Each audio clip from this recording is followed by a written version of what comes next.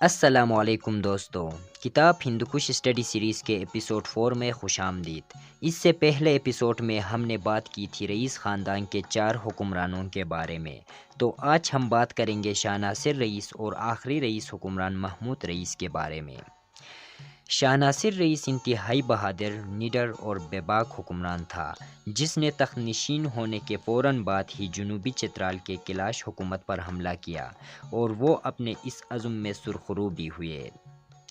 کامیابی کے بعد ان تمام علاقوں پر اپنی حکومت قائم کی جہاں پر کیلاش حکمران کی حکومت قائم تھی، جن میں ایون، کیلاش قبیلہ، جنجیریت، سویر، ششکوہ اور کلکٹک وغیرہ شامل تھے۔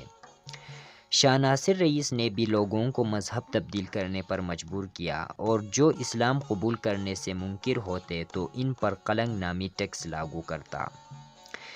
شاہ ناصر اپنی بہادری اور دلیری کی وجہ سے اپنی حکومت کو کیلاش قبیلے سے لے کر پونیال یعنی پیال تک پھیلائی تھی۔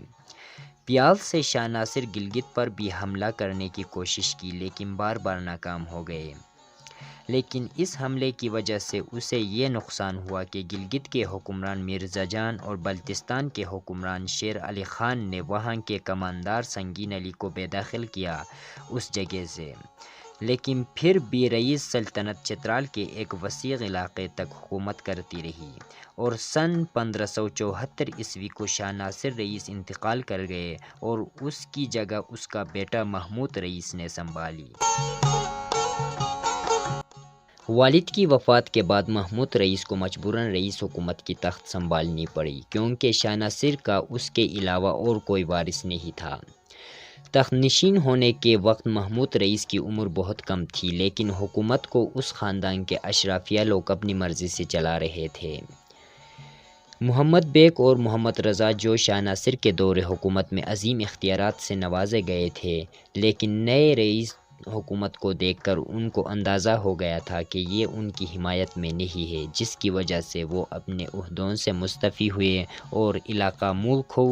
میں قیام پذیر ہوئے۔ لیکن ایک اور روایت کے مطابق اس حقیقت کو کچھ اس طرح بیان کیا جاتا ہے کہ اس وقت رئیس حکومت کے اشرافیہ لوگ ان کے خلاف تھے اور انہیں خوف تھا کہ یہ دو عظیم جنگجو رئیس سلطنت پر قابض ہو جائیں گے، جس کی وجہ سے سازش کر کے انہیں اپنے عہدوں سے ہٹایا گیا تھا۔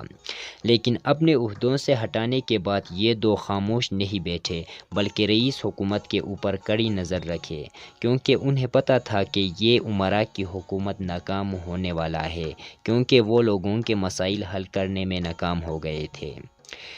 اس موقع سے فائدہ اٹھاتے ہوئے ان دونوں نے لوگوں کو بغاوت پر مجبور کیا اور ان لوگوں کے اندر اپنے لیے اعتماد اور یقین پیدا کیے۔ محمد بیگ کے بیٹے محمد محترم شاہ اول اور خوشوقت مولکھو کے علاقے میں مقبول ہو گئے تھے اور لوگ ان پر بے جا اعتماد کرتے تھے اور موقع سے فائدہ اٹھاتے ہوئے وہ رئیس حکومت کے خلاف کھڑے ہو گئے اور ایک غضبناک جنگ کے بعد کامیاب ہو کر چترال کے شاہی قلعے پر قابض ہو گئے اور رئیس خاندان کے حکمران جو اس جنگ میں بچ گئے تھے وہ بدخشاں بھاگ نکلے۔ بس تو اسی طرح چترال میں جاری ایک بڑی شاہی خاندان کی حکومت کا خاتمہ ہوا اور چترال پر ایک اور شاہی گھرانے کی حکومت قائم ہوئی جسے کٹور ڈائنیسٹی کے نام سے پذیرائی حاصل ہوئی، اور انشاءاللہ جلد اس خاندان کی تاریخ کے حوالے سے اپنے سیریز کا آغاز کریں گے۔ شکریہ، السلام علیکم۔